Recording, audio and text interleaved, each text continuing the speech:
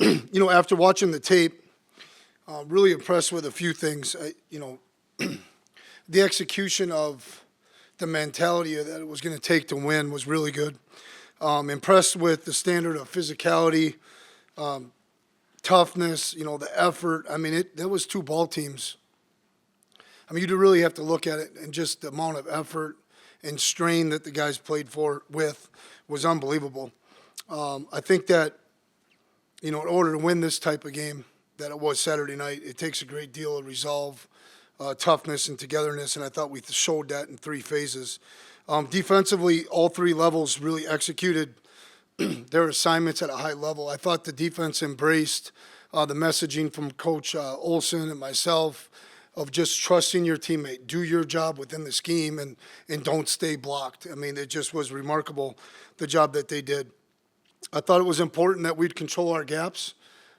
It was pretty evident after watching the film. It's something that just rolls by you when it's live, but we were playing on their edges, meaning we weren't staying blocked. We were getting penetration from the D tackles, linebackers consistently making plays, and then our safety improvement needs to be acknowledged. And Devin Kleiman and Grant Olson, the room's gotten deeper, and we're playing better.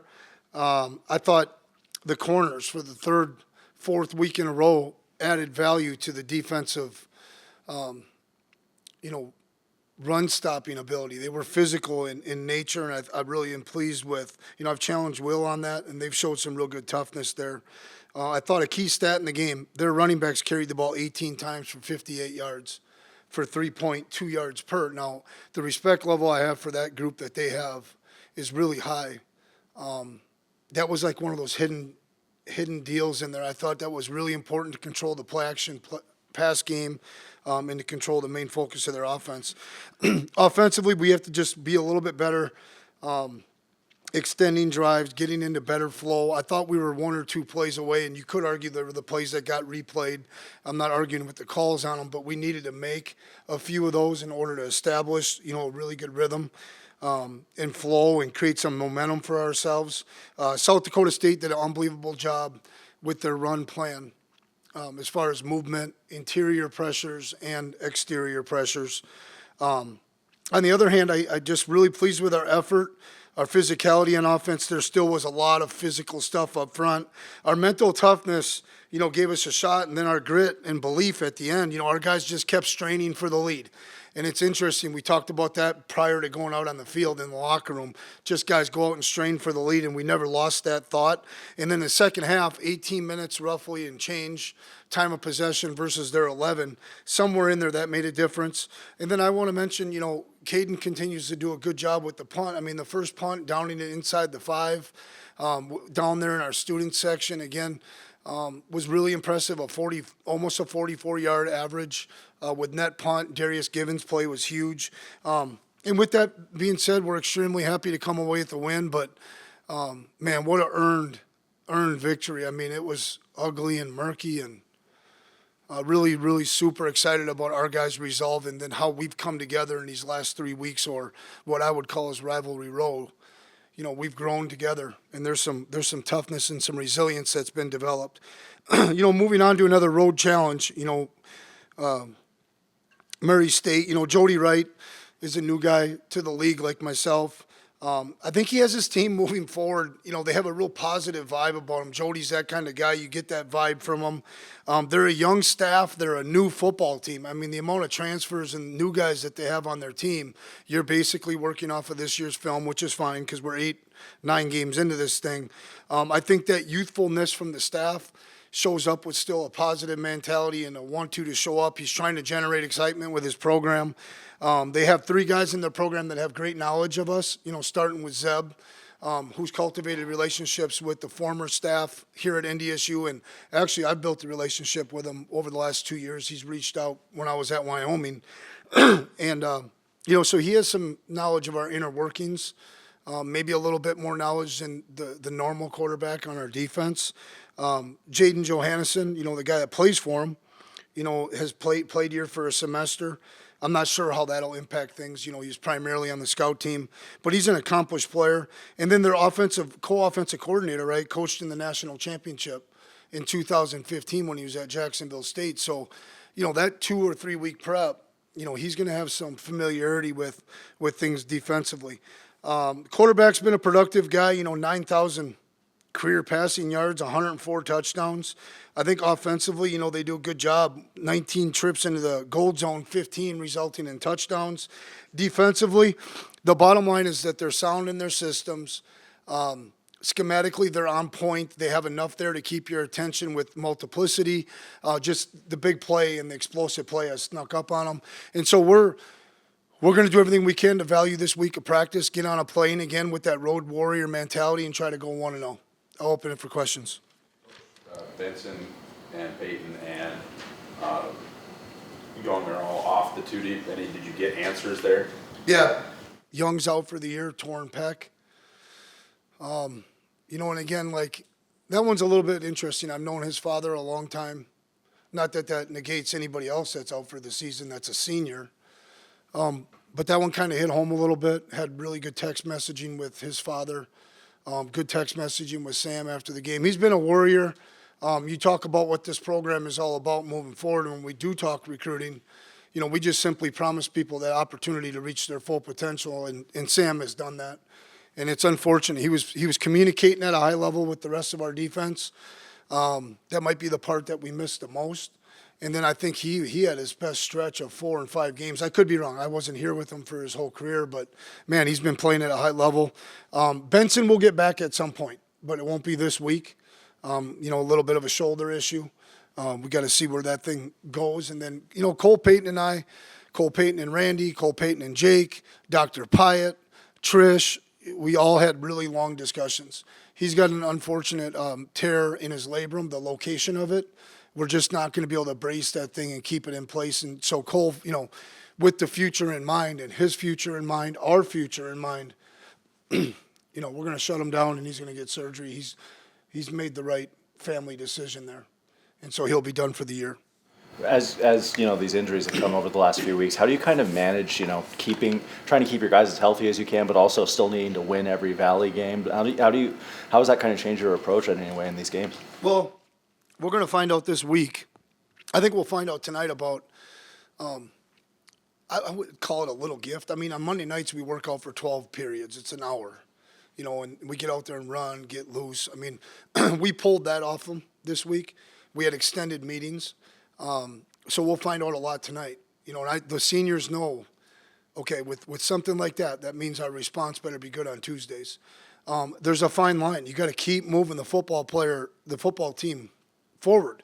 We have a group of guys that practice and preparation is important, all right, but they don't need 9,000 reps. Now we're interjecting some guys that sure could use every rep that we can get, and so we're going to have to balance that and be really smart. And we don't want to attack this thing with an axe. We want to attack it with a scalpel, and we'll have to be really sharp. Chase kind of preparing Nathan Hayes with Cole out, and who kind of slides into the number 3 quarterback spot. Yeah, well, we're a little bit fortunate. Kilzer could give us a little bit of a blow down with the scout team. But this week, early in the week, it'll be, Cam and Nathan up with the ones, and Trails continue to get reps, and there's value in that with the scout team. But Trey's got to be into the game plan now. He's got to be locked in and ready to go if his number gets called. The conversation with Peyton, what would that entail beyond just not being able to throw to still run the ball? Was that taken into consideration? Well, I think it's kind of twofold, right? With this injury, and I'm not a medical person, with this injury, I was told there's a really high probability of dislocation again, of putting it at risk again, based on where this, lesion or tear is. And so, I said, the only thing that's out there, Cole, is can you get ready, hand the ball off, operate the offense, no more running, be a thrower. And it's football, right? It's unpredictable. I'm not comfortable putting him out there. He is the future once we get to. I'm not worried about the future right now, except for Yar. And we have to start building this offense around him come February 1st. And so it's the right call, and I'm supportive of him, 100% supportive of this. Is there any chance he can get an additional season, or have we gone too far? We're probably too far.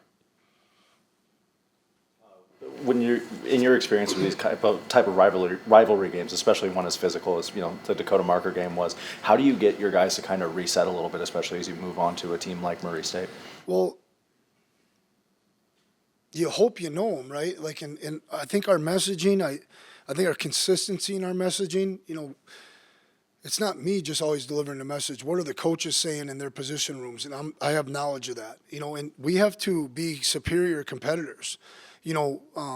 Ultimate competitors, true competitors don't need outside sources for motivation. They don't need outside environment things for being improvement driven, and we're banking on that. We've got a lot of true competitors. It's the competitor that I'm concerned about. He needs a heightened environment. He needs something on the line. We got to get as many guys into that true competitor stage as possible. And then you have the dominant competitor. And I think we have a few of those. Can they influence and impact and lead this team? And a big part of that is also my job. We need to be ready to go. I believe we will be. Are you still sticking? Are you still sticking with the Raja plan of 4 regular season games? I think so. I think he's pretty, we talked about a third scenario. If we ever run into issues there depth-wise, Raj, we got to do what's right for the team. Where are you at? What's your intent? He's really sore today. I mean, he never would be able to play this week. That's just what we're going to encounter here is how sore does he get after competition. It's just the schedule kind of sets up, the flow of it sets up pretty good. We'll see, right? We need everybody, all hands on deck. But right now, I'd love to get to a point where we could redshirt Raja. All hands on deck, your safety room and the depth that you're now looking at, are you looking kind of at a Noah Taylor or at a Reese Sheldon, or is it a situation you got a deeper corner room? Could any of the veteran corners look at some time at safety? Crumby, Darius Givens, Ryan Jones, Talon Edie has been practicing with us the whole time. Will Stile has a great understanding of our defense. He's just young. I don't know the other guys that you mentioned. Those would be the guys that would play safety first. Teams Mostert got a lot of reps at the end. Did you anticipate him staying there, or can he kind of go in and out? Or South Dakota State was a run-first team, right? I know they had the Walter Payton Award winner. Just stopping the run was really critical, and with their multiple tight end sets, being a little bit bigger at DN and a guy that has knowledge of playing the 6 technique. And the good thing is there's crossover with our fundamentals. That led to that decision more than anything else. I think the type of team that we play would dictate how much Will plays DN. Coach, after the game, you said that, hey, the defensive line, don't be surprised if they played better than you expected. What did you see in the game? They played better than I expected. And I saw exactly what I thought I would see. And we did a good job limiting our penalties. We played the game the right way and played hard, and we got on their edges.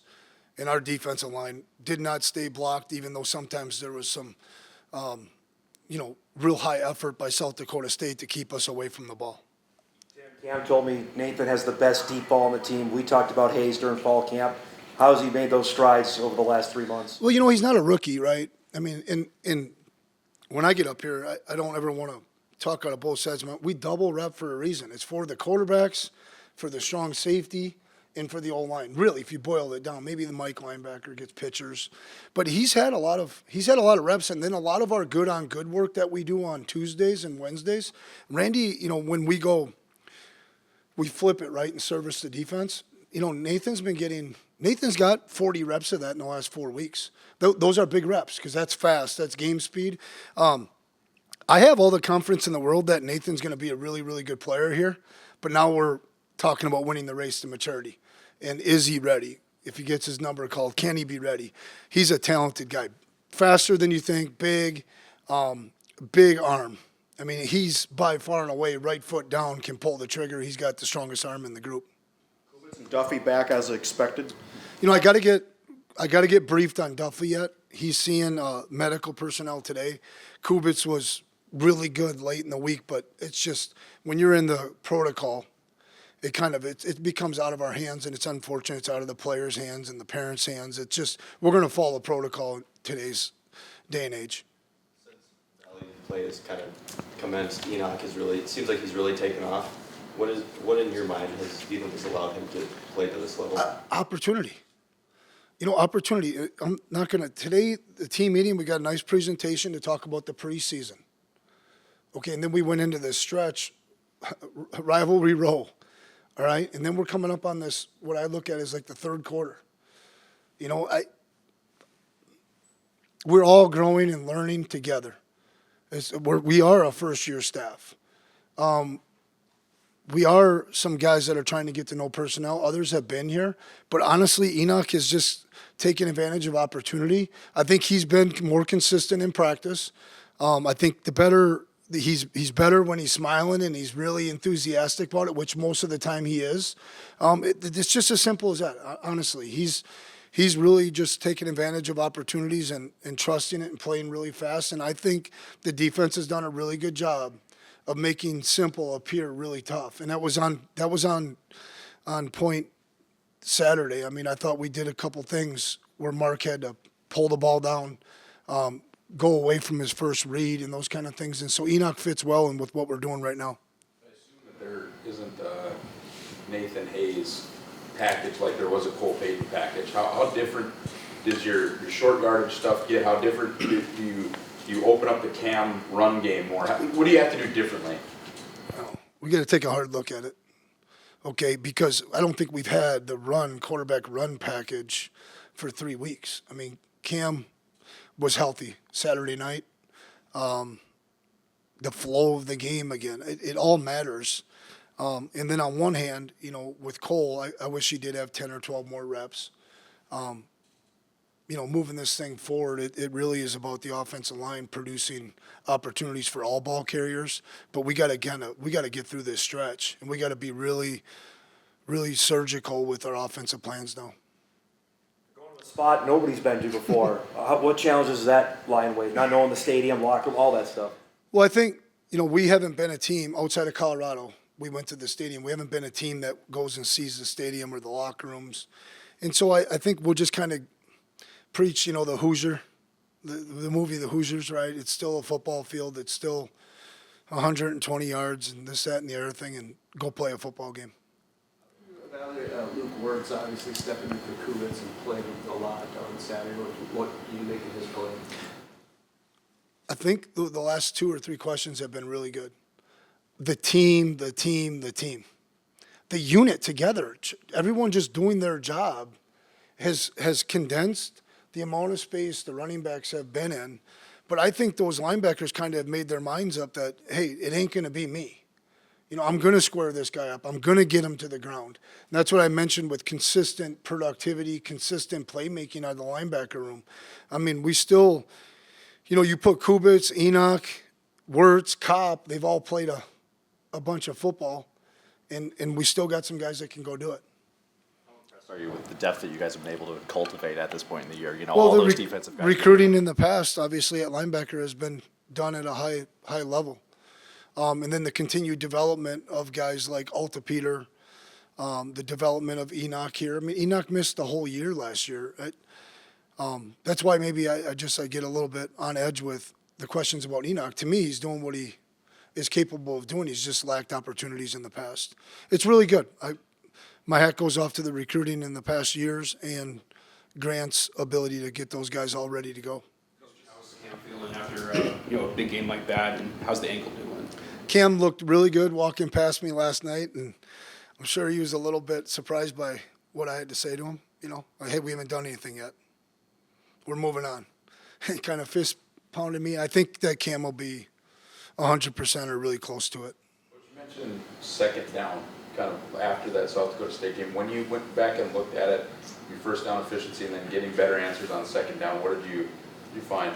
They were just better than us, honestly. I mean, and I don't mean like overall, like they executed better on second and medium, second and short, forcing us into some third and shorts. That phase of the game wasn't good enough in order for us to get out and maybe extend a lead or to get a lead earlier. It's just that's kind of where we failed. Now, on first and second down, you know, overall, we were right at 50%. It's about like how I thought. And then third downs, we were below our mark of 45. We were at 42%.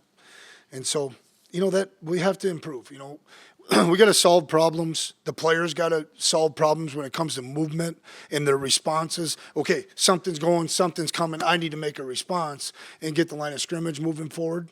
All that needs to be better, starting with me. Schedule is what it is, but is this the longest you ever had without a bye week? Well, somebody mentioned maybe we played 11 in a row going into playoffs because we had one earlier or something. But yes, from the standpoint of when fall camp starts to the first chance at a bye week, and then all the FBS teams this year, are getting 2 byes because of, what's that year called, leap year or whatever. Yeah, it's long. It feels long. I don't think anybody on the staff is tired. It just feels long. We haven't been able to get to a really good self-scout. We haven't been able to get to a really good point where we could sit some guys down for 3-4 days and get them healthy. We've got a good Warriors mentality about it. Has the home away aspect of it made it more difficult in that regard? No, I mean, like I said before, I haven't noticed it much except for it is what it is. And I guess it's kind of nice. I don't have a feeling on that. Maybe with more experience in this position, I would have a better answer or say something different 2 or 3 years from now.